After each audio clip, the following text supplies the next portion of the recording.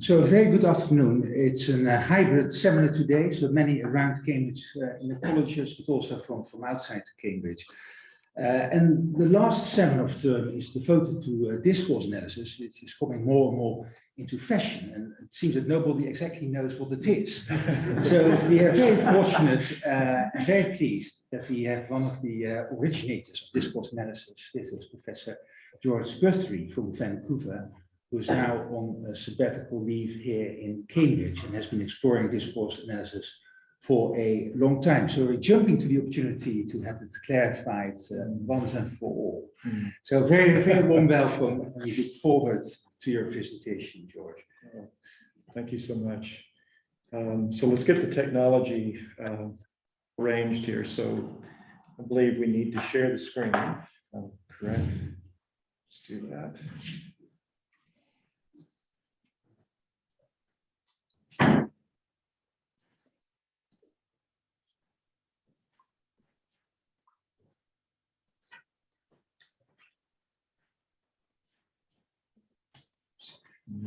Click on the blue, got it. Oh, just got it. Okay.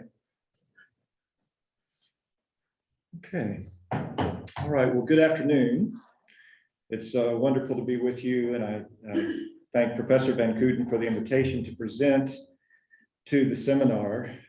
Your introduction that said no one really knows what this is about is true, and I would include myself in that group. I don't really consider myself an expert on discourse analysis, but what I would like to do today is offer a short introduction to the methodology, or methodologies really, and its use in New Testament studies, and then move to several examples of the use of the methodology in dealing with specific interpretive issues in the New Testament to illustrate the usefulness of the perspective brought by this particular approach to the text. So let's start with the question of what is discourse analysis. Get the tech to work here. Let's see if it's going to work.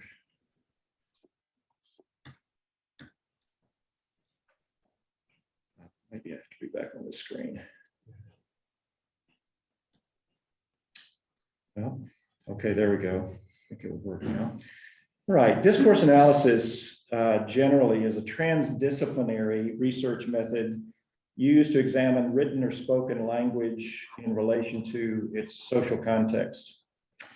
So you have a statement by Brown and Ewell that in discourse analysis, we are concerned with what people using language are doing and with accounting for the linguistic features in the discourse as the means employed in what they are doing. So it's very much about language in use. Now, it is transdisciplinary in the sense that this is used in sociology, psychology. Many different disciplines employ some form of discourse analysis. So you can imagine that this general definition leads to a breadth of what people mean when they use the terminology of discourse analysis, and it is found in lots of different fields of study. So Hyland and Paltridge write, because language is connected to almost everything that goes on in the world, discourse is something of an overloaded term, covering a range of meanings. People who study discourse might therefore focus on the analysis of speech and writing to bring out the dynamics and conventions of social situations, or to take a more theoretical and critical point of view to consider the institutionalized ways of thinking that define our social lives. Discourse, in fact, can be seen to spread between two poles, giving more or less emphasis to concrete texts or to institutional practices, to either particular cases of talk or to how social structures are formed by it. And we're going to be interested in the text-oriented end of that spectrum. But even if you do a basic search on EBSCO's religion database for discourse analysis, you just plug that into EBSCO, what will come up will be a range of types of studies. So you notice on this first page, a meta-discursive analysis of Arabic religious discourse. The third one, reading Islamophobia and hegemonic neoliberalism through a discourse analysis of Donald Trump's narratives. So we're all going to want to rush out and read that one after the session today. So these have more to do with social intercourse, interaction, but then if you just go a little bit farther down, you start seeing the use of discourse analysis with particular texts. So Hebrew exegesis and discourse analysis, soundings in Exodus 32 through 34. The final one there, of what use is the sword for the disciples of Jesus? A discourse analysis of Luke 22, 35 through 38. So you have different uses of the terminology. We want to focus on how discourse analysis has particularly been used in New Testament studies. Back in the mid-1980s, when I first became aware of this approach to the text, it was very clear to me that the methodology had been much more developed in Old Testament Hebrew studies than in New Testament. There was very little, if anything, going on in New Testament studies. But in Old Testament studies, it was all already very much underway by the influence of people like Robert Longacre, who was at the University of Texas at Arlington, prominent person in Summer Institute of Linguistics, which was the academic arm of the Wycliffe Bible translators. So you had that kind of work going on. Over the past 3 decades or so, you have had different studies. My work was on the structure of the book of Hebrews and came out in Novum Testamentum supplements in the early 90s. Jeff Reed, a number of years ago, did a discourse analysis of Philippians. I've just finished a commentary on Philippians not too long ago, and I found this very helpful. It was an analysis of different types of lexicological studies, but lots of stuff on cohesion, transition devices, the way the different constituents of Philippians fit together. And I found it to be helpful. I have not read this discourse analysis of Galatians in the New Perspective, but this, I believe, was a person who was one of Stan Porter's students. And there's been this collection of essays come out just recently by Todd Skasewater. This is from Lexham Press, which is associated with a software company actually in the United States. But it's an interesting collection of essays. It's kind of mixed in terms of value, but you have people like Daniel Potts, Robert Longacre, and others who do articles here. But the goal was to show a variety of approaches to discourse analysis across the New Testament literature. And so you can go there and see what different people are doing with that, that methodology. In 2008, Porter and Pitts identified 5 schools of discourse analysis at that time. And this gives you just kind of a broad framework for different approaches that have been used around the world. You have the South African school with J.P. Liu and Eugene Nida. You're probably familiar with their work on semantics and other approaches to the text. The Continental School with people like David Hellholm, Debo Grande, Dressler, Van Dyke. These are people who have been involved in discourse analysis for quite a while. The Summer Institute of Linguistics I mentioned a moment ago is the North American model with people like Pike and Robert Longacre. Stephen Levinson is probably known to some of you. Stephen lived here in Bedford, I believe, until just recently. I'm not sure if he is still there. But Stephen Runge in his discourse grammar, which will be familiar to some of you, has popularized the approach of Levinson and put it in the context of Greek grammatical studies in a way that a lot of people have been able to access. So that's something that has actually been very influential in the last few years. Systemic functional discourse analysis really is grounded in the work of M.A.K. Holliday. It has been carried on and embodied largely in Stan Porter's work at McMaster, with a number of his students doing dissertations on this systemic functional discourse analysis as applied to different parts of New Testament, especially. So my colleague Cindy Westfall, who I'll mention in just a bit, has done a discourse analysis of Hebrews, where she interacted with me and earlier people working on the structure of the book. And then finally, what they call an eclectic discourse analysis, which is a mix of discourse analysis, literary analysis, rhetorical criticism, and I would be in that category. So let me take just a moment and explain my own entree into involvement in discourse linguistics, and it will give you a bit of a framework of where I'm coming from and how it has really come into my own work.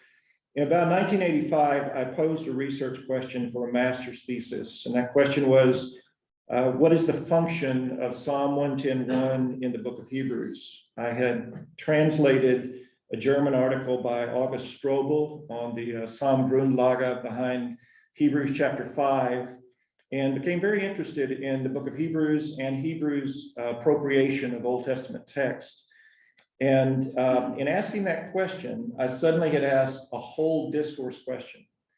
So I quickly realized that I was going to have to try to figure out how the structure of the book of Hebrews worked. I quickly learned that the history of investigation around that question was both long and very complex. So I dealt with works by scholars like Wolfgang Nock, Leon Wagener, Albert Van Waa, and others. But I also came across a 1987 article by Linda Neely on a discourse analysis of Hebrews in occasional papers in translation and text linguistics. So when I finished my master's thesis, my professor suggested that I needed to pursue this further and suggested that I focus PhD work on that topic, on the structure of the book, because they felt like I was onto some things there. This developed into my dissertation, which combined attention to ancient conventions, like the use of inclusio, hook words, the use of exempla, and rabbinic techniques of argumentation, just as examples.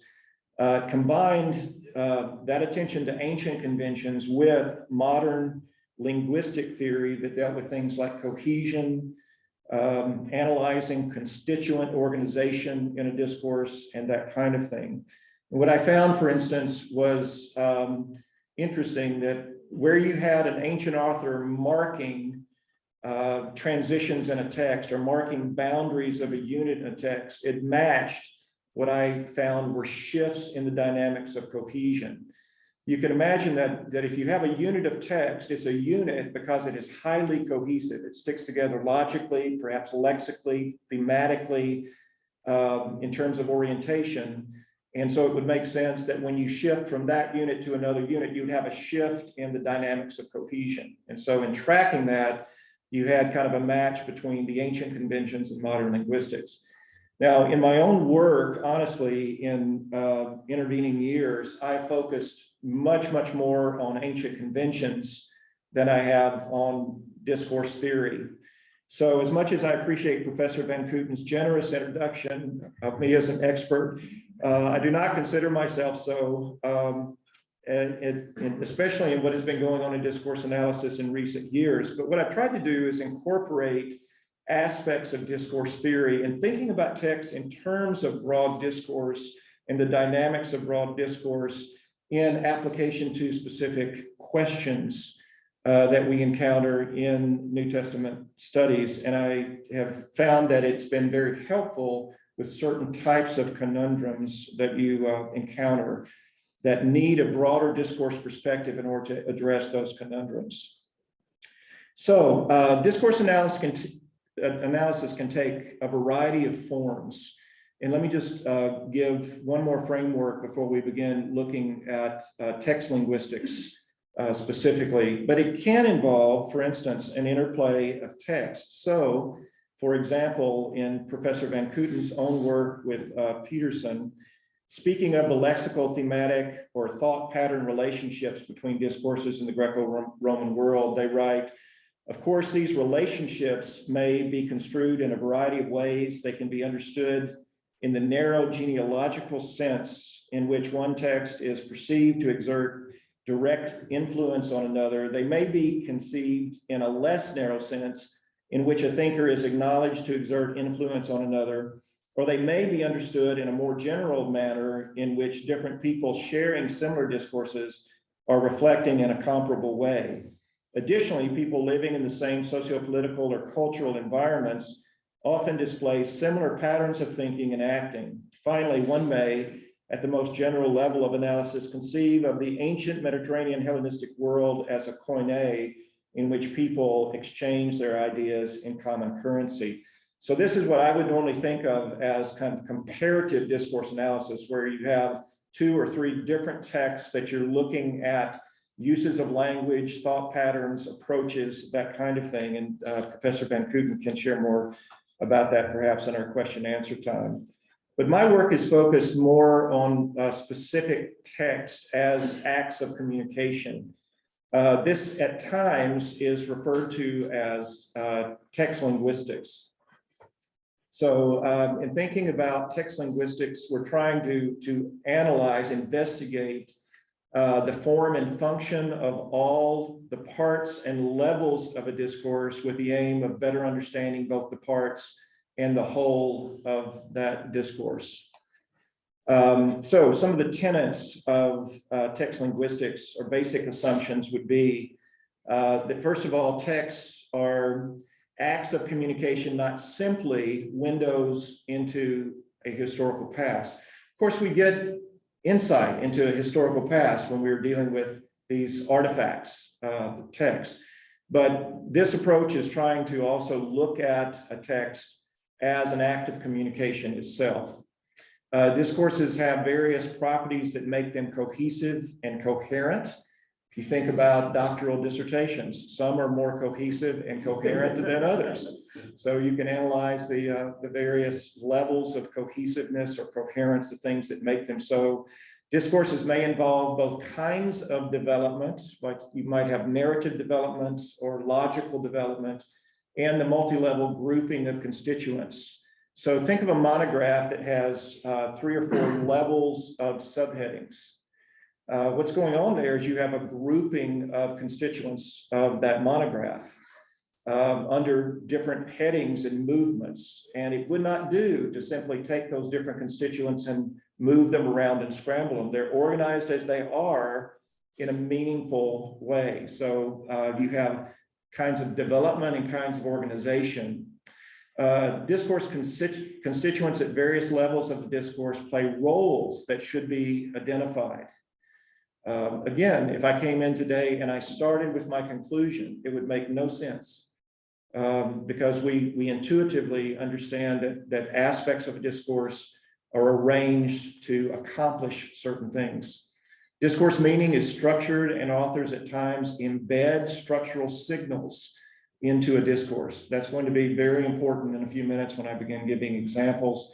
And then finally, the primary orientation of discourse meaning resides above the sentence level. Now, this is a very basic tenet of discourse linguistics, that meaning is organized above the sentence level. Individual sentences are not meaningful apart from their context. And so you have broader aspects of discourse that are very important to understanding the process of communication.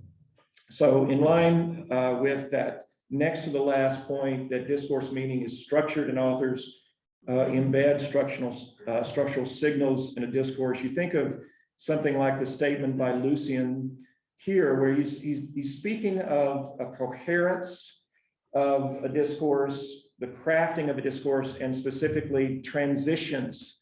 He says, though all parts must be independently perfected, when the first is complete, the second will be brought into essential connection with it and attached like one link of a chain to another. There must be no possibility of separating them, no mere bundle of parallel threads. The first is not simply to be next to the second, but to have fellowship with it by mixing across the boundaries. So what he's saying is you've got to be very thoughtful in your crafting of transitions. When you're moving from one movement or discourse to another, you craft those transitions. In my work, that I did on the structure of Hebrews, I isolated 8 distinct types of transitional devices used in the book of Hebrews, and they're identifiable, and we'll talk about at least 1 or 2 of those in just a few minutes. So when we think about text linguistics, discourse analysis, what is the potential fruit when we think about the use of this methodology in the New Testament? First, especially in an eclectic approach, you could say it can incorporate and integrate various methodologies, rhetorical criticism, literary analysis, sociological criticism, etc., that contribute to an understanding of discourse. Anything that helps you understand the process of communication actually can be incorporated into an approach to the discourse. I think that this is important. Sometimes people get into a silo methodologically that puts blinkers on in terms of other types of insights that might be had on the text. One approach to discourse analysis of Hebrews is Cindy Westfall's, who I mentioned before. And I think one of the things I push back on Cindy on some is that she sometimes misses the import of certain ancient conventions. So for instance, you have exempla used in Hebrews 11. This example list, very much used in the broader Greco-Roman world and rabbinic writings as well. She reads exempla as expositional. Exempla is not expositional, it's hortatory. And I think in misreading that, then she misunderstands some of the dynamics and movements in the discourse itself. And she and I have had a lot of conversation about that. Another thing that the methodology might help with is it provides a means for dealing with diverse discourse dynamics above the sentence level. My impression is that, especially in traditional New Testament studies, at times, when we move to issues of broader structure, we can be oriented to more just kind of perception, just what it seems to be, rather than trying to work out, are there objective means for identifying boundaries of the discourse, the organization of the discourse. Of course, people have done very sophisticated work on literary analysis and that kind of thing. But this is another approach that can help with those broader discourse dynamics. And then finally, it can help clarify exegetical issues that are not immediately resolvable from the sentence or near context of the passage. So what I would like to do is use the remainder of the time to give a few examples of how this form of analysis might prove useful when dealing with particular matters of interpretation. And I want to give 3 examples here. First of all, the so-called aporia of John 4:31b. I want to look at the use of the daily sacrifices that are mentioned in Hebrews 7:27. And then finally, I want to turn to the paper that was distributed early on the tree in the temple in Mark chapter 11. So let's talk for just a moment about the so-called aporia in John 4:31b. So you have in this text, I will no longer speak much with you, Jesus says, for the ruler of the world comes and he has no hold on me. But in order that the world might know that I love the Father and I do just as the Father commanded me, get up, let's go from here. Now, as you know, some have suggested that this exhortation is awkward where it sits. Some in Johannine scholarship have suggested this is an interpolation or perhaps a transposition. It would fit better just prior to 18:1. Some have said the exhortation does not fit thematically with what follows in chapters 15 and 16. So you have these various theories that have been offered explaining this supposedly awkward passage. Just a while back, a guy named Scott Kellum did a doctoral dissertation. I was actually the external reader on the dissertation, and it was published in the JSNTS series as The Unity of the Farewell Discourse, the Literary Integrity of John 13:31 to 16:33. And he did a very extensive work of analyzing dynamics of cohesion and kind of lexical grouping in the discourse and the way the different constituents fit together. But his fourth chapter in the monograph particularly focuses on 1431b. So he notices, just as one insight from his work, he points out that you actually have a bracketing around the farewell discourse that is related to narrative movement. So you have this passage in 1327 and then 30 through 31 here that says, after the piece of bread, then Satan entered into that person. Therefore, Jesus says to him, etc. And then therefore, taking the piece of bread, that person immediately went out and it was night. Therefore, when he left, Jesus says, and then you have the farewell discourse. At the end of the farewell discourse in 18:1 and then verse 4, you have this statement, and notice the parallels with what we just read from 13:27 and 32 through 31. Having said these things, Jesus went out with his disciples across the Wadi of the Kidron, where there was a garden. Therefore, Jesus, knowing all that was coming on him, went out and says to them, whom do you seek? So note the parallels in these two passages. They're very striking.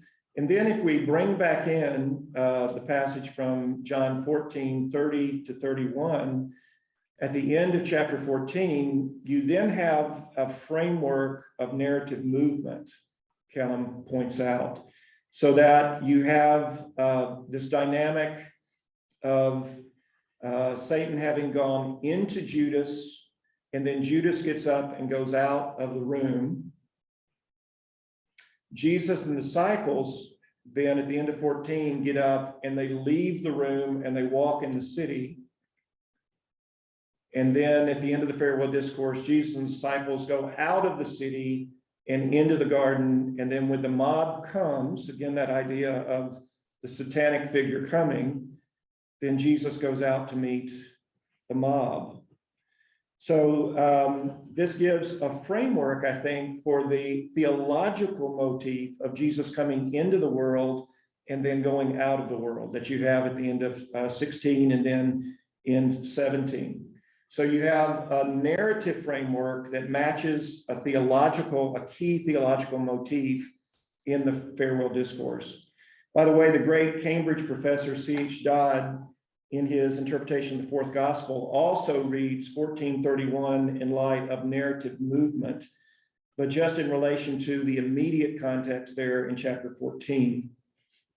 With the ruler of the world coming, Dodd read the passage as meaning, let's get up and march out to meet him. So he also read it in terms of the narrative movement there. But I think giving this broader framework is at least an interesting way of reading the role of this passage. So not only is it not awkward, it actually is very strategic. And we can talk about that a bit further because there are other questions that you have to ask, like the broader use of this terminology in John. The going out is actually a fairly common term. So in discourse analysis, you have to decide what is distinct about these particular uses. We can talk about that a bit more if you would like to in just a bit. All right, so you have this narrative movement read as providing a framework for theological motif, if you will. All right, secondly then, the Tamid of Hebrews 7:27. You have this passage at the end of Hebrews 7 that reads, who does not need daily as the high priest to offer sacrifices, first for his own sins and then for those of the people.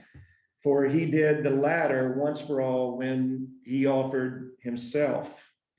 Now, this has actually been a conundrum in Hebrews research because most Hebrew scholars are reading the language of offering sacrifice for himself as well as the people as being something that is evoking the Day of Atonement already. You have this in chapter 5, verse 3, we'll see in just a moment as well. And many read this as already anticipating that as a key theme that you clearly have in the latter part of the Christology section in the book of Hebrews. So there's been a big question about why this reference to the daily offerings. So to interpret this, to understand it, I think we have to look at the broader discourse. So what I would like to do for a few minutes is kind of give a little bit bigger picture of what's going on in the broader discourse, to give a framework for answering this question, if I could. And I believe that you have, at the end of your handout, you have that structure of the book, which I apologize, it's so small there, but maybe you can take a look at that. So we're going to end up focusing on this movement, which I label as the appointment of the Son as a superior high priest, the appointment or ordination of the Son as a superior high priest. But let me just say a word about this broader great center section of the book of Hebrews to give a bit bigger picture of what's going on here. Here we have two main movements. The first dealing with the appointment or ordination of the Son as a high priest, built around Psalm 110:4. The Lord has sworn and will not change his mind. You are a priest forever, according to the order of Melchizedek.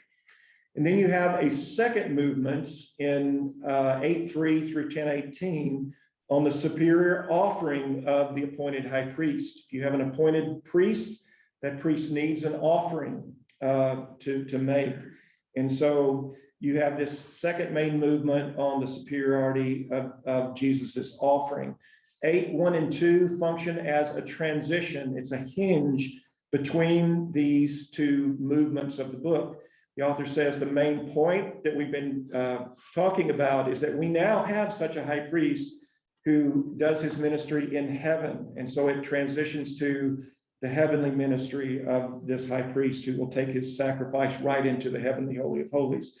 If you'll notice, with each of these movements, you have an introduction, the discussion of an Old Testament institution, and then the superiority of Jesus's high priestly ministry.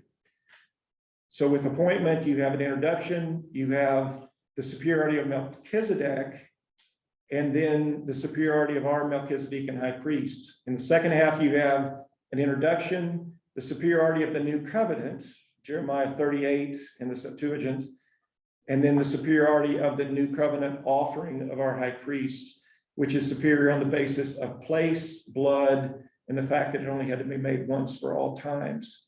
So you have these two movements of the great center section of the book. This whole center section is bracketed by the most important inclusio in the book at 4:14 through 16 and 10:19 through 25. This was originally seen by Wolfgang Nock. Incidentally, it is a great weakness in Van Wa's approach to the structure of the book. Van Wa did a very, very important work in the early 60s on the structure of Hebrews that many people in the world still follow. But one of the weaknesses of his approach is that he points to inclusio as a key principle of organization in Hebrews.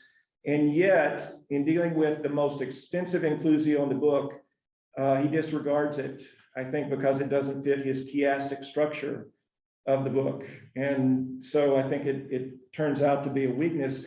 What you actually have in these two passages is these are crossroads in the book that each say, having therefore a great priest, let us hold fast, let us draw near, 10:19 to 25, having confidence, having a great priest, let us draw near, let us hold fast. And you have these bracketing the author's intentions of grounding the exhortation of the book in his high priestly Christology. So they bracket this center section on the great high priesthood of Jesus. Now, as we focus back on 5:1 through 7:28, as I said, we have these three movements of introduction, the superiority of Melchizedek, and then the superiority of our Melchizedekan high priest. Now, you notice that right after the introduction, you have exhortation in 5:11 through 6:20. And I think this is rhetorically strategic. This is an example of digressio. So Quintilian, in speaking about digressio, says there are so many different ways of diverging from the straight path of a speech.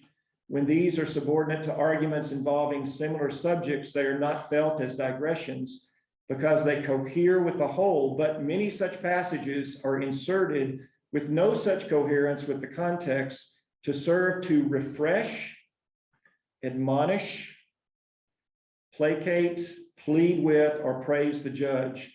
Such things are countless. One who breaks off in the middle must get back quickly to the point where he left the main track. And so what the author of Hebrews does is he gives an introduction in 5:1 through 10. He introduces Psalm 110:4, which is going to be the central passage that he's going to unpack all the way through chapter 7. He introduces this idea of the Melchizedekan priesthood. And then he says, now I have a lot to say about this guy, but we need to talk about you first. And so he turns to confronting them with their immaturity. He then gives a harsh warning in 6:4 through 8. He mitigates that warning in 6:9 through 12 by saying, I really think you guys are going to be okay. And then in 6:13 through 20, he makes a transition back to his discussion of Melchizedek there, because he focuses on oath. And the oath he's interested in is Psalm 110:4. The Lord has sworn and will not change his mind. In fact, the two things in which it's impossible for God to lie that you have there at the end of chapter 6, I think are the two parts of Psalm 110:4. You are a priest forever and according to the order of Melchizedek. And he's going to deal with those two topics in inverse order in chapter 7. So he transitions back to dealing with Melchizedek. Now, in the structure of Hebrews, this section on appointment that runs from 5:1 to 7:28 also has distant parallelism that marks this as a distinct unit. And if you'll notice here, you have not only this idea of offering sacrifices for himself as well as the people, but you also have a number of other parallels in this, in these two sections that are focused on ordination or this idea of appointment.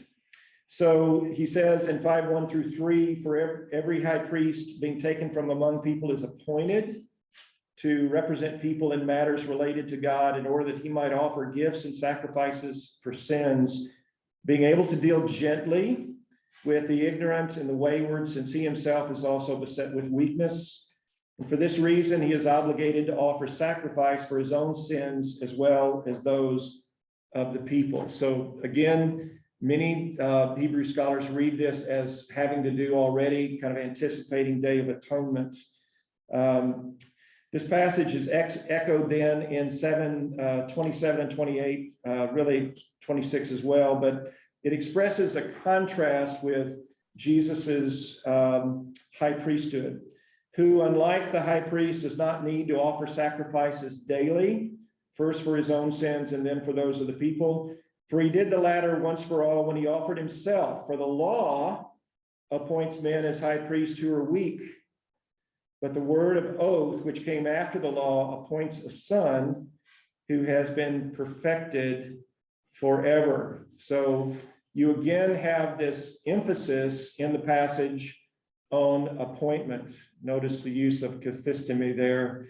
The appointment of a high priest is kind of the main idea behind both of these sections. And I think that they are marking this section as that being the primary topic of what is going on here. Now, what the author does at this point in the book, let me just mention that he then, in introducing his next section on offering, he does a parallel introduction between 5:1, which launched this section on appointment, and 8:3 and following, which is on the superior offering of the Son as high priest. So notice the parallel language between these passages. Notice that in 5:1, what is forward in the passage is every high priest is taken from among men or people and appointed in matters related to God. Notice that in 8:3, what moves forward in the statement is the bit about the offering of sacrifices. So every high priest is appointed to offer gifts and sacrifices. That then becomes the dominant theme that leads into, so this is one of the transition devices I was talking about. I've actually seen this in Philippians and 2 Corinthians, a number of places in the New Testament where you have these parallel introductions, and I'll point out one in Matthew or Mark 11 here in a few minutes as well. Now, so my main point is that this whole section is on appointment or ordination. Now, this is made even more sure by the fact that under chapter 5, verses 1 through 10, you have extensive echoing of the ordination section of Leviticus, Leviticus 7:28 through 9:24. Now, interestingly, that ordination section in Leviticus has a lot of verbal analogy with Leviticus 16 and the Day of Atonement. But there are more echoes here in 5:1 through 10 of the ordination section than there are of Leviticus 16. And some of the bits here are very, very important. So the language, if you think of this part of Hebrews of drawing near, of being taken from among people, the reference to gifts and sacrifices, being called by God, all of these are images that are taken right out of the ordination section of Leviticus. And that's very, very important. So what it does is it says that underneath this section, we actually see what the author has already marked in chapter 5, verse 1 as his topic, which is the appointment to priesthood. All right. So the echoes here just kind of underscore that fact. So what we're dealing with is we're dealing with a section on appointment. Now, let me point out that none of the structural assessments of Wagener, Benoit, Westphal, Meikle, Weiss, and others highlight the motif of appointment or ordination as key to this section of the book. If you go and you look at those outlines of the structure of the book of Hebrews, none of them make this a major motif in what is going on, and it's very important. So what does this have to do with the daily offerings in Hebrews 7:27? The Exodus parallel of the ordination of the priest in Leviticus is found in Exodus 28 and 29. Near the conclusion of that section, we find that ordained priests must have a consecrated altar to do their work. What do they do with that altar? The whole section on ordination in Exodus culminates with the Tamid, with the daily offerings. So if you look at the ordination material in Exodus that parallels what you have in Leviticus, the whole thing culminates in the Tamid, or the daily offerings. And so what you have, I think, going on in this section of Hebrews is it's an appropriate culmination, because in dealing with the offering sacrifices for himself as well as the people, Hebrews is not yet dealing with Day of Atonement. He has in mind the section of material in Leviticus and Exodus on ordination. And that is the function of the Tamid. It's evoking the material there. So I think it gives a reasonable explanation of why we have this reference to daily offering, because what the author is dealing with is appointment. Now, what we end up with then is what I would call intertextual layering that's very interesting. So you have this dynamic of the material on ordination overlapping with the material on Day of Atonement in Leviticus 16, two movements of Leviticus that then are mirrored in an effect in Hebrews with appointment and offering in Hebrews. What you actually have in Hebrews, David Moffat, I've interacted with him on his work on atonement in Hebrews, and David really focuses on Day of Atonement as a key image, and it is a key image. He's absolutely right that you have to read atonement as culminating in the heavenly holy of holies and that kind of thing. We actually think of it in terms of inaugurated soteriology, something that begins in the death of Christ that then culminates. Your own Bobby Jameson, who did work here under Simon, has done very, very good work on that as well. You have a mix of images of sacrifice that are all kind of woven together and then elucidate aspects of the Christ event. But I think that we've not focused enough on this idea of ordination in Hebrews yet. All right, let me then quickly move to the final bit that we have here on Mark 11 and the tree and the temple, to give one more illustration, and then I think we'll have plenty to talk about during the question and answer time. So I'll turn to this final example on the tree and the temple. Let me give about a 10-minute summary here, and then we'll wrap up. In this paper, I seek to address Mark's version of Jesus' cursing of the fig tree in Mark 11, which stands out as one of the oddest peripheries in the gospel and one of the most resistant to scholarly consensus. I do so especially by attending to the broader context of the two passages evoked in Jesus' temple saying, Jeremiah 7:11 and Isaiah 56:7. The paper develops along three lines the perceived literary shaping of this section of Mark's gospel, particularly via the use of intercalation, the intertextual relationship of Mark's narrative with the Old Testament text it evokes, and then third, the symbolic significance of the cursing of the fig tree as read in tandem with Jesus's temple action.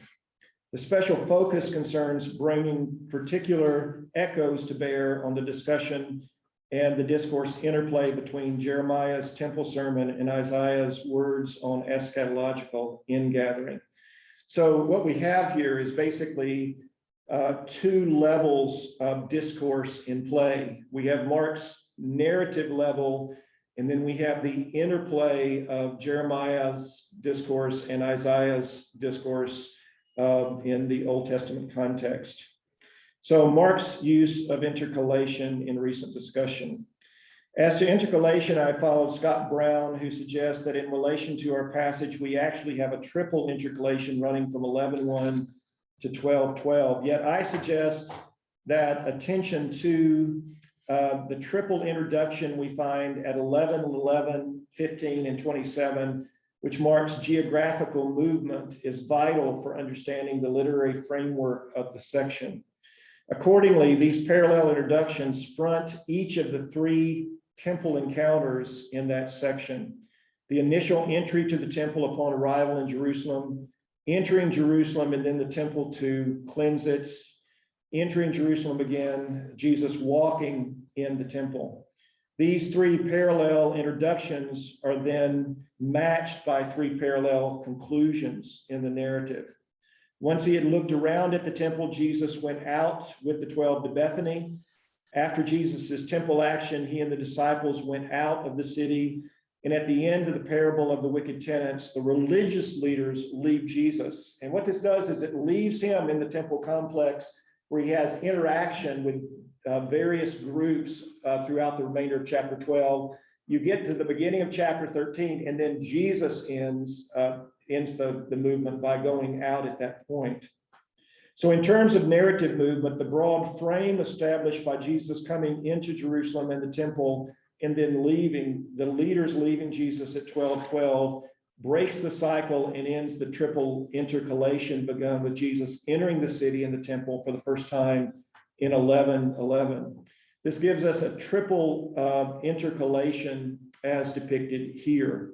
So you move from the cursing of the fig tree, or from the temple to the cursing of the fig tree, back to the temple action, to the resolution of the fig tree pericope and the prayer section, and then back to the question of temple authority before you have a rounding out of that section. Now, when we think about Mark's use then of the Old Testament in this section, you have Jesus's temple saying here in Mark 11:17, is it not written that my house will be called a house of prayer for all nations, but you have made it a robber's den? And you have this, of course, evoking two passages here from Isaiah 56:7 and then Jeremiah 7:11, which I think has been brought together by Jesus because of verbal analogy, right? And many scholars on Mark and the Gospels and the historical Jesus do read this as a historical aspect of actually being spoken by Jesus, Sanders and others, for example. So while there are a variety of Old Testament contexts and networks of imagery that contribute to the conversation on the significance of the scriptures behind the passage, I focus attention on Isaiah and Jeremiah passages since they are overtly evoked in the temple saying. And these I consider in inverse order. So first of all, Jeremiah's temple sermon. A number of scholars have suggested that in alluding to Jeremiah 7:11, Jesus, in fact, evokes the whole of the prophet's temple sermon. Standing at the gate of the temple, Jeremiah begins the sermon by crying out for repentance from those who falsely trust in the institution as a safe haven, while acting unjustly, oppressing the alien, the fatherless, and the orphan. They shed innocent blood and commit idolatry.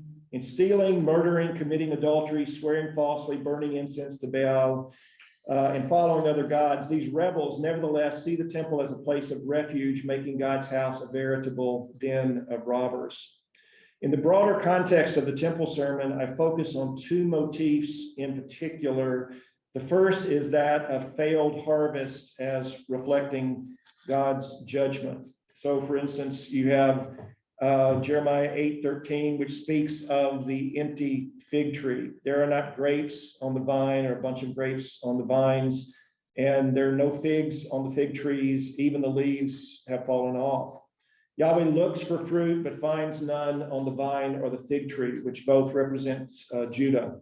Obviously, Mark 11:12-14 also concerns the Lord coming to a fig tree and finding nothing on the tree. Further, Jeremiah 8:13 plays a part in the broader motif found in this section of Jeremiah, that of the land, including trees, being the object of wrath. So you have Jeremiah 7:20, which reads, "Therefore, this is what the Lord says, behold, my wrath and anger will be poured out on this place and upon people and animals and on every tree of their field and on all the harvest of the land."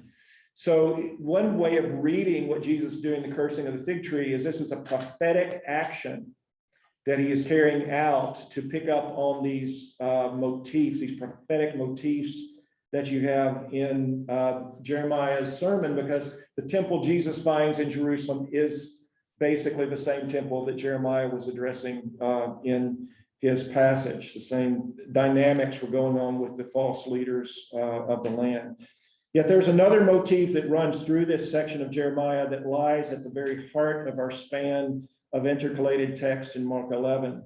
As a foundational proclamation of Jeremiah's sermon, God says that if the people repent, they will be allowed to dwell in the land, but if they refuse, they will be cast out. God will destroy the temple and cast them out, sending them into exile. We find the motif, for example, in Jeremiah 7:14 and 15. Note that the destruction of the temple is assured in the same breath as exile, the two themes intertwined. So, therefore, I will do to the house that is called by my name in which you trust, and I will cast you out of my sight, just as I cast out all your kinfolk, all the offspring of Ephraim. We don't have an exact parallel in the Greek terminology behind the two passages, but there are possible explanations for this that we can talk about if you'd like. The key point is that in the casting out motif in Jeremiah, we have a striking correspondence with Jesus's temple action, his casting people out of the temple conceived as a symbolic prophetic act, heralding the expulsion of people from the temple, the city, and possibly the land itself. Now, I'm not suggesting that the Romans carried out a political exile in AD 70. They did not.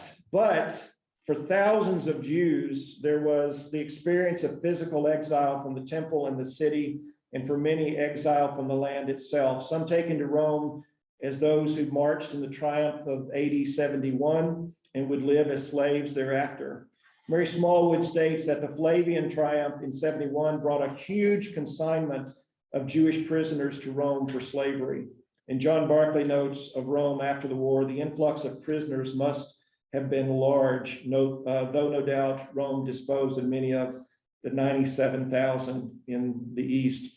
Further documents such as 4 Baruch and the Christian interpolations of Testament of Levi, not to mention the allusions to Rome as Babylon in the New Testament, suggest that one strand of interpretation in the latter first century understood Rome to be the new Babylonian Empire that had brought about renewed exile of God's people. I suggest, therefore, that we should consider extending our understanding of Jesus' temple action as including both the symbolism of destruction, but also of exile or expulsion, whether the expulsion is focused on the temple complex itself, the city, or the land. Now, the other side of the imagery here, very briefly, is Isaiah's vision for the temple. In terms of the broader context of Isaiah 56:7, I point to Isaiah 56:3. In this text, we read the words of encouragement, "Let not the eunuch say, I am a withered tree," which interestingly, hardly anyone has picked up on in dealing with the withered tree of Mark 11. Beyond a correspondence in mere imagery, the neuter adjective zeron is cognate with the verbs rhino that you have in Mark 11:20 and 21. And you know that passage where you have the disciples and Jesus passing by and noticing, Peter notices that the tree is withered, and this is the terminology that is used. Thus, in Isaiah 56:3, we find withered tree imagery embedded in a passage focused on God's house, the temple, as a place of prayer for all people.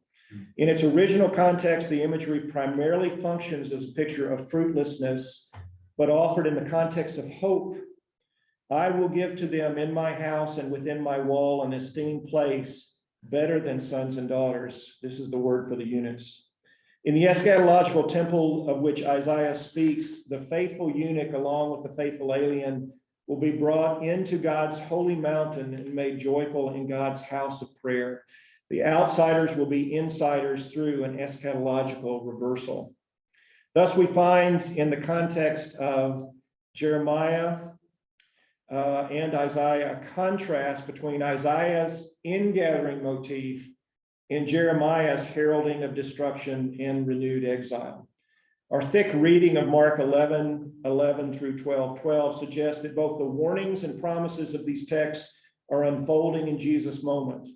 In short, for those who respond to Jesus' message, even those currently outsiders to the temple establishment, in Jesus' eschatological temple, they will be considered insiders in the house of prayer.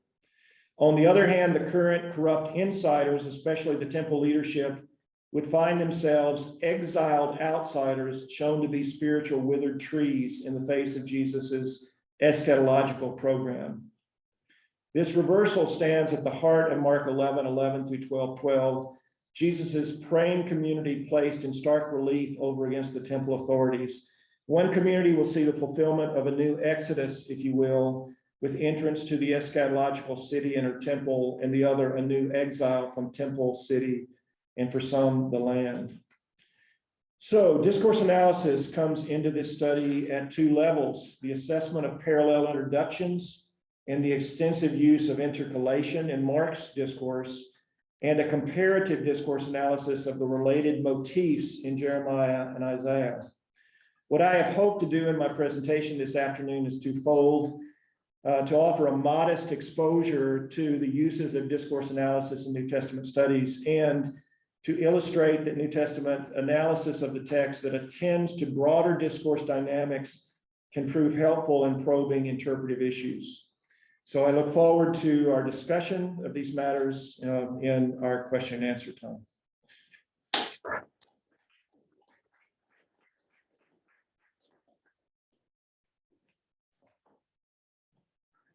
So thank you so much, Professor Guthrie, for a crystal clear introduction, and actually illustrated by several examples from Mark, John, and Hebrews. So for questions, we will be alternating, I suggest, between Room and Zoom. And if you wish to remain anonymous, just ask me to read out the questions. If no objections are received today after the seminar, Q&A will be included in the recording. So we look forward to the discussion. Perhaps it's best to take down the shared screen Oh, yes, to okay. allow us to see the full gallery of witnesses around us. But perhaps we start already with a question from the room. So anyone who wants to start here? George, I can start. Yeah, Simon, just get it all. George, thanks. Just a preliminary one before the sort of proper questions. Yes. I was interested by what you said at the beginning about how discourse analysis embraces sort of social dimensions of the text and institutional dimensions of the text, because I mean, as a sort of total outsider to this, all the discourse analysis that I've seen in the New Testament studies has been very sort of text internal. Yes. Is there any evidence of that other strand of discourse analysis sort of penetrating the New Testament? Let me clarify what I meant. I think it's more my fault of communication rather than the issues going on there in your mind.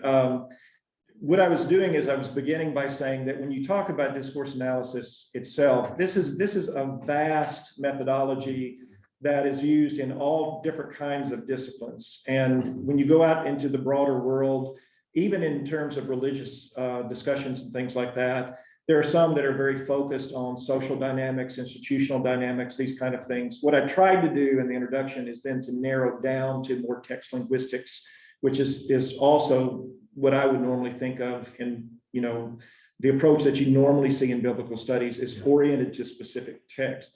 Now, I would say that, you know, my one point about looking at sociological criticism or something like that, if there are genuine insights brought by some form of New Testament criticism that it doesn't fit somebody's, you know, linguistic methodology that they're doing, those should be incorporated. You know, if the point of discourse analysis is to understand the communication going on in the text, I want an approach that can incorporate insights from rhetorical criticism or, you know, sociological criticism or other kinds of things. So for me, discourse analysis has been more something that I have appropriated aspects of it and then integrated that into just a, you know, historical critical approach to studying the New Testament. So if there's someone has a genuine insight on social dynamics, you know, something like, you know, Wayne Meeks, for instance, in terms of sociological dynamics in Corinth or something, then that should be incorporated into understanding the broader discourse dynamics that are going on in that text. Stan Porter has criticized me for I think the eclectic approach, you know, can be a bit helter-skelter, and I embrace that. It's not a consistent discourse analysis that's kind of self-contained. It's more incorporating insights on the way discourses work into a broader approach to New Testament criticism, if that makes sense. So it becomes a kind of global approach rather than merely one strand of literary analysis. That's right. And, you know, in one sense, all of us who do New Testament studies have been doing discourse analysis in a form, right? Because we're dealing with discourses and communication and that kind of thing. I remember actually, Simon, you were in a seminar that I presented to in Aberdeen in 2005. You may not remember this, but in that seminar, I was actually speaking about some of the dynamics in Hebrews, and you know, we were using the language of discourse analysis, and Howard Marshall was sitting across the table, and his first comment was, well, I suppose this is just what we've been doing all along, you know. And there's some truth to that, you know, that we're trying to analyze text as acts of communication.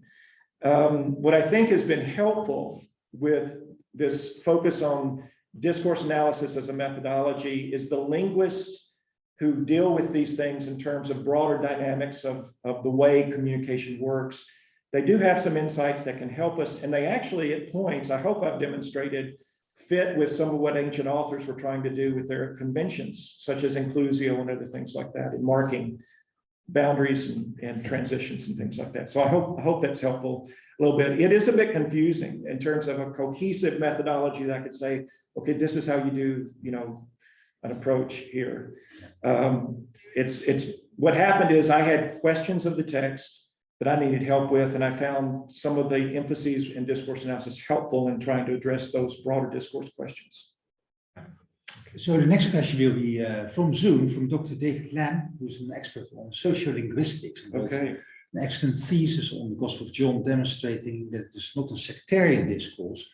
So we are very much looking forward to David's question. Yeah.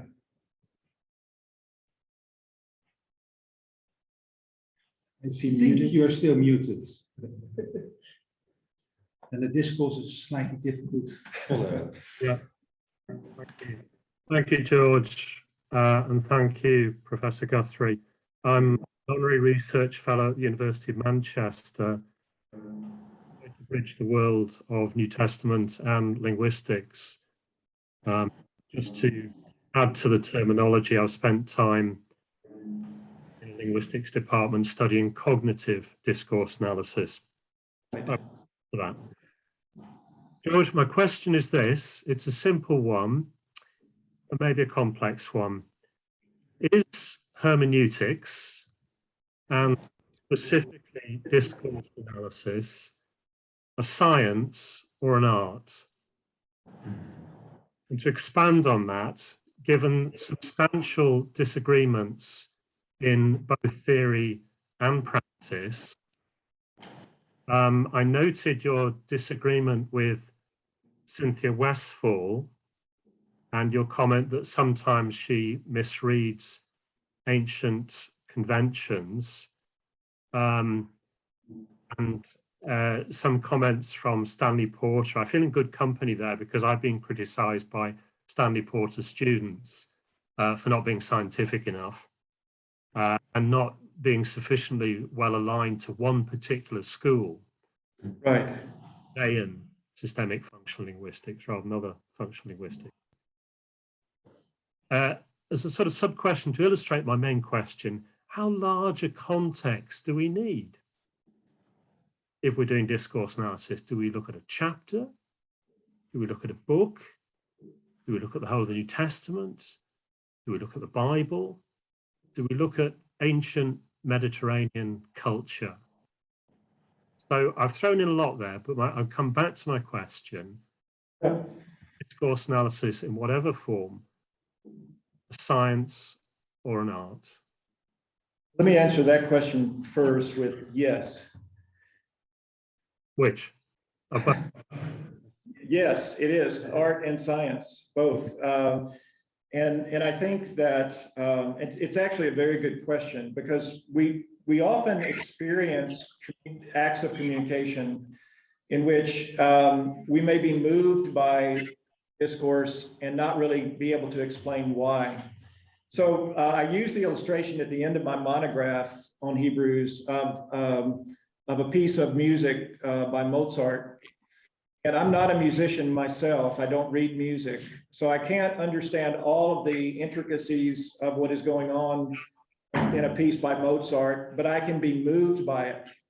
I might pick up on a repetition of themes. Maybe that's a bit of the science part, but I'm moved by it. And communication works that way as well.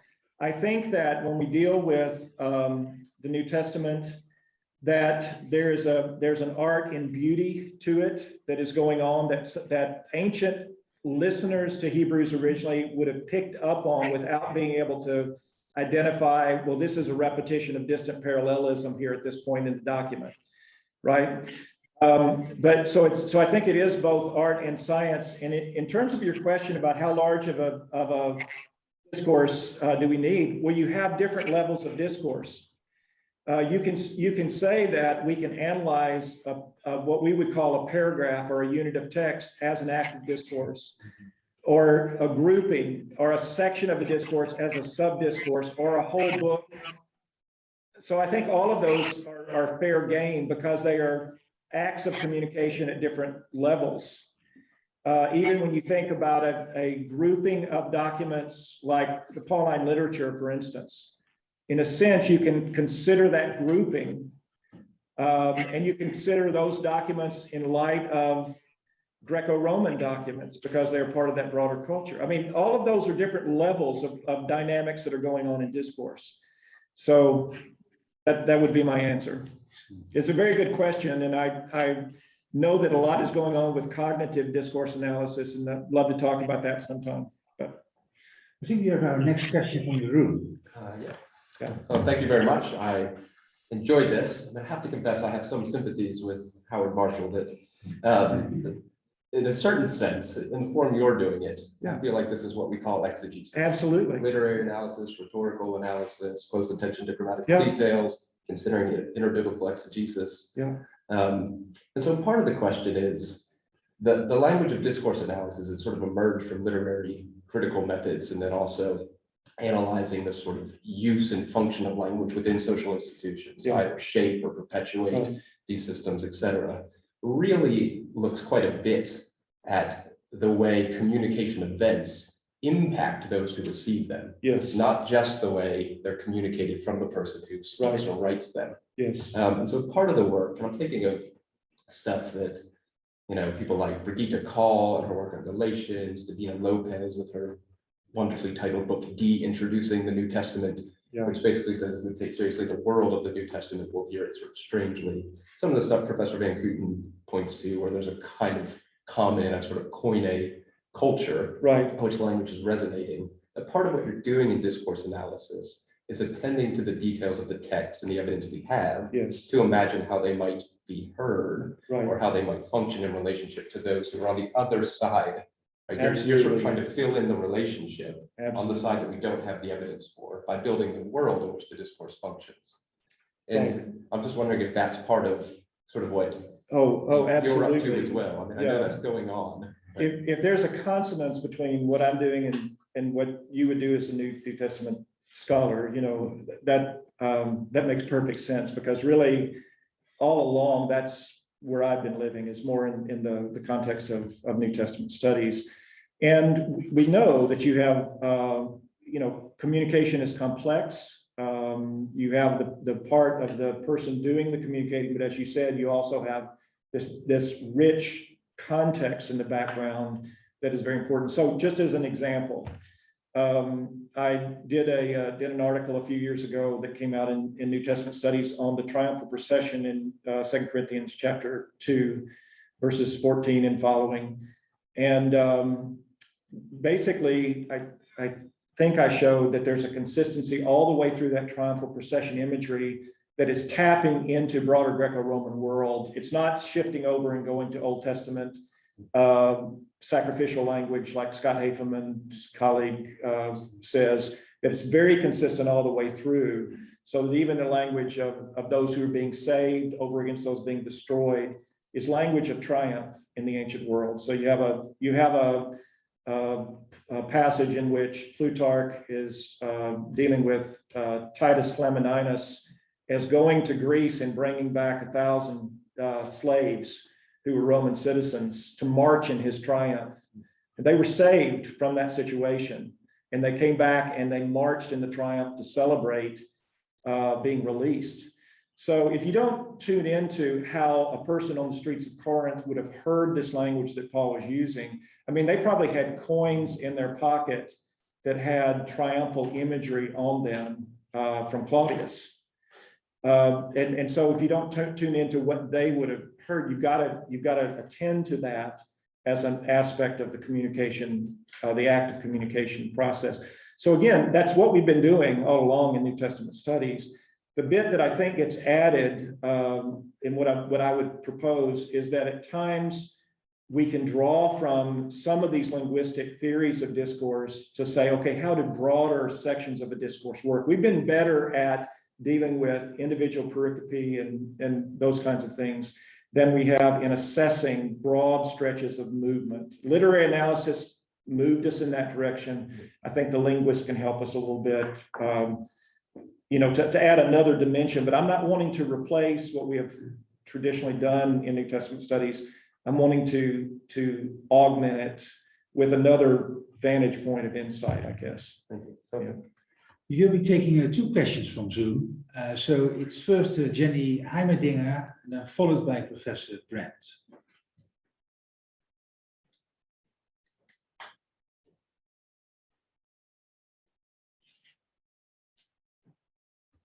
I think you need to unmute yourself, Jenny.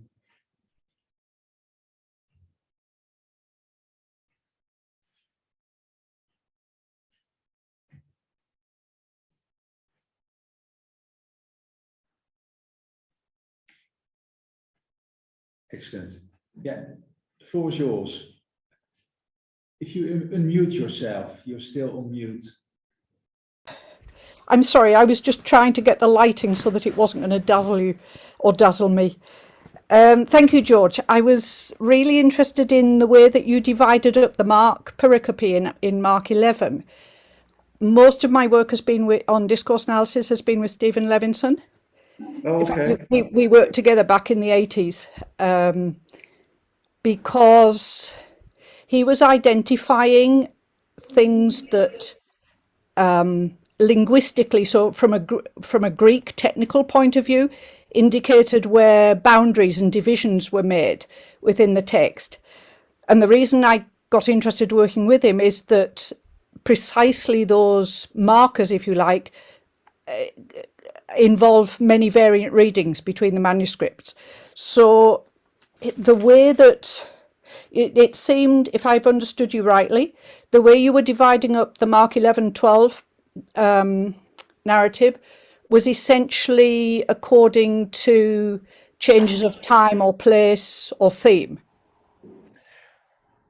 which Levinson would do, but he would have a controlling factor, which would be objective based on the Greek. And it would involve, first of all, the sentence conjunctions or connectives. In other words, whether it's a kai or a de or some other form that starts the sentence, but also very importantly, the word order. So he identified that in a typical narrative, you would have the verb first, right at the beginning of the sentence, and only if something else comes before the verb would you think, well, there's a division there. It's just that I noticed at a number of places, if you looked at the Greek, even in Nestle Aland, you sometimes had what Levinson would identify as a boundary marker, but there wasn't a change in time or place or something like that. So I just wondered how your approach would fit with that, or whether it's a different approach.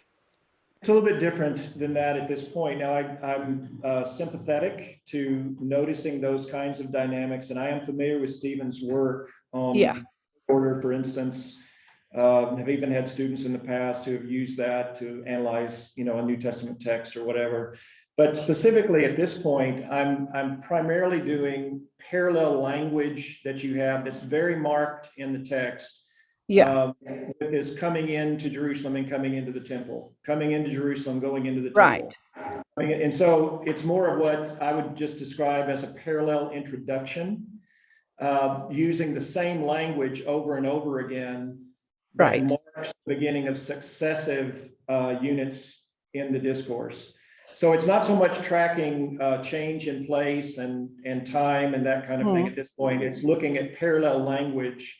And in this case, I think very clear parallel language that moves in. You do have change, for instance, in moving away from Scott Brown's approach that begins back at 11:1. If you'll notice, when you get to 11:10 through 11:10, you have a plural. It's a number of people involved in the passage. When you go to 11:11, it's Jesus himself that goes into Jerusalem and into the temple. And so you do have a shift in things like that, but my primary interest was in parallel language between those three verses that each lead into going into Jerusalem, into the temple. Sure, but how is that different from rhetorical analysis? When we use the language of rhetorical analysis, I would say that what I've just described, overlaps with literary analysis, where you're looking at parallels and that kind of thing. Yeah. Okay, it's just that then for that, your textual variants don't really come into play. Where so you could almost do that from an English text. You could. Yeah, and what I'm struck by is the amount of variation between manuscripts concerning precisely the formal features that Levinson identifies as marking boundaries. So your connectives, your word order, and there are several in the ones that you in the boundaries that you identified. There are several places there are variant readings where you've got a participle instead of a main verb, for example, or you've got a subject before the verb, and so then it seems to me as if somebody who's unfamiliar with discourse analysis might conclude, well, actually, there's lots of different ways of even applying discourse analysis with different results. And let me say that when I'm doing my analysis of text, I'm looking at all kinds of dynamics that are going on in the text, including dealing with textual variants and those kinds of things. But thank you. And I think Stephen's work is very interesting. He brings a wealth of, working with over 200 different languages in the modern world. And so he's quite the linguist. But thank you very much for your question. No, thank you. It brings us back into the room. Anyone who wants to comment or raise a question from the room? Please do. Thanks, George. I wanted to piggyback a little bit off of Simon's question, and I think what John was getting at as well. It seemed to me, if I understood them rightly, they're asking after social modes of discourse, if you can call it that, and world building within Greek and Roman culture, and so on and so forth. And I wanted to ask, similarly, about other forms of non-textual modes of communication and mediating, discourse, such as art and sculpture, archaeology, other media of material culture. So focusing on material culture instead of perhaps social or sociological forces, factors, and so on and so forth. And whether if I've understood the literature rightly, I think there's some interesting work being done on non-textual modes of discourse, particularly in materiality studies, material culture studies, and so on, which I think are somewhat distinguished from the textual stuff, unless they're inscriptions, of course, or other framings of texts and so on. So it's distinct, I think, from textual modes of discourse, but also distinct, I think, from social or sociological modes of discourse. Would you draw from those technologies of discourse within your own approach to discourse analysis? Do you find that potentially fruitful in an approach to New Testament studies and so on? I think Laura Nazarella has done some interesting work on archaeology that draws, I think, from materiality studies and so on.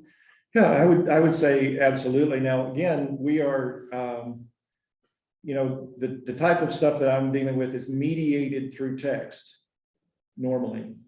So I'm interested in interpreting particular texts, but of course want to draw on, artifacts of the ancient world. I mean, you have over 300 of those artifacts, for instance, in dealing with triumphal procession imagery in the ancient world. So it would have been a prominent image that people would be very, very familiar with, that was being evoked. So if I'm understanding your question, I would say there are people who deal with all different forms of discourse analysis. Some of them, I don't know of the studies done out there in the world, but I would be willing to bet that there are those who focus on the role of artifacts in, cultural communication and that kind of thing. I'm confident that that is out there somewhere. That's not primarily what I do. What I would do is I would access understanding of the culture that is being addressed by understanding more of the artifacts surrounding that culture. So I think that that's a very valid aspect of what we do in New Testament studies, is to look at the role and the dynamic of artifacts and how people respond to those artifacts. And again, people didn't respond to them all the same way. So you need to look at the complexity and the culture. With my students, I've used the illustration of a stop sign in my neighborhood, and that STOP is an artifact. But some people in my neighborhood read that it means to stop. The other read it as meaning slow temporarily or proceed.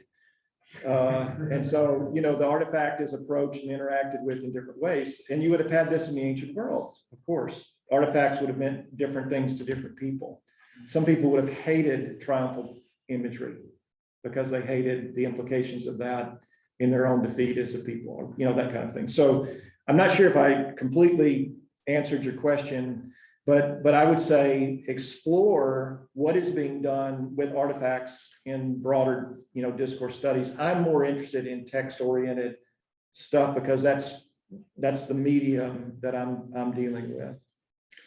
So the last question from Zoom, before there's the final opportunity for a question from the room, is from Professor Brent. If you unmute yourself.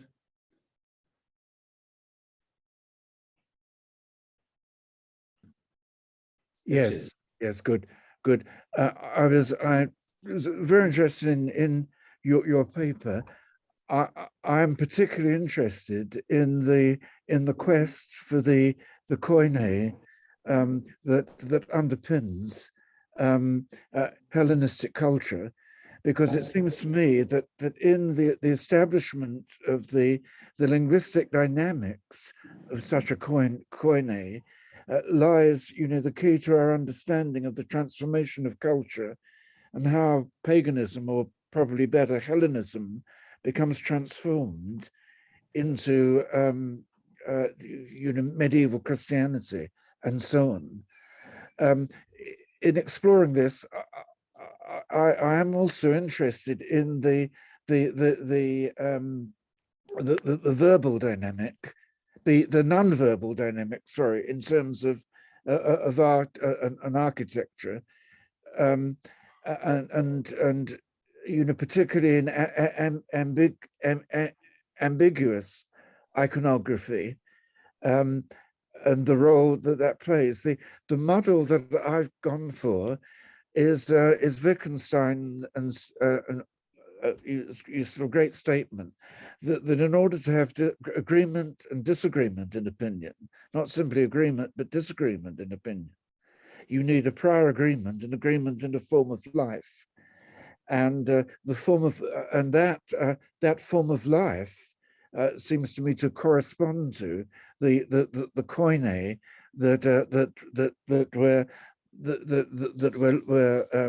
we're looking for. That may sound like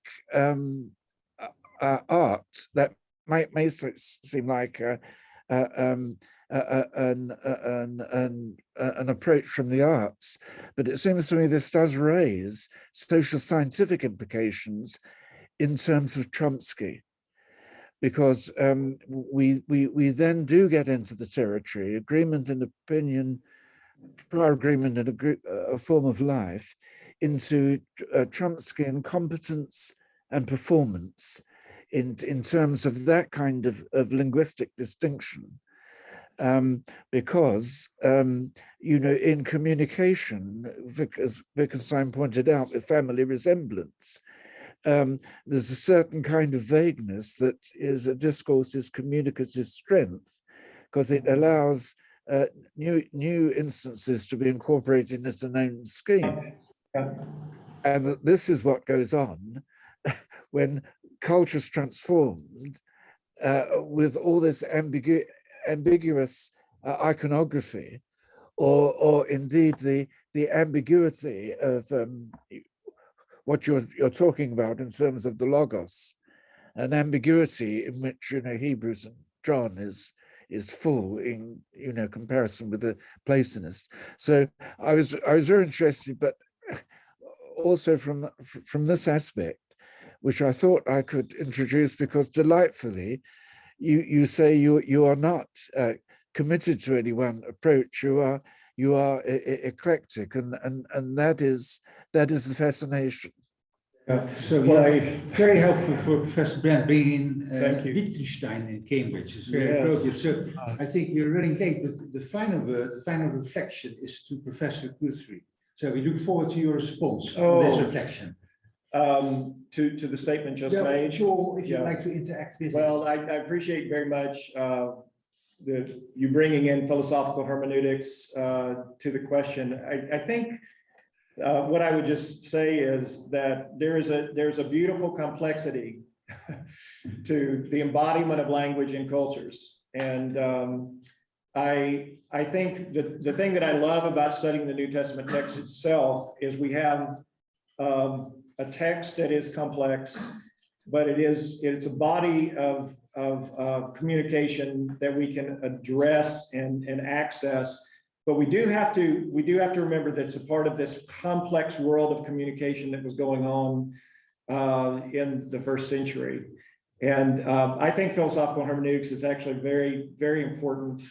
Another way that we need to think about and approach our own study of the text. So I'll just say thank you for your comment. Appreciate that very much, Professor Brent. Well, thanks so much. On that note, I think this is a marvelous conclusion to an hour full of reflection and introduction. We're very grateful to you, George, for introducing us. And this is only, I think, the start of a real discourse. So thank you so much.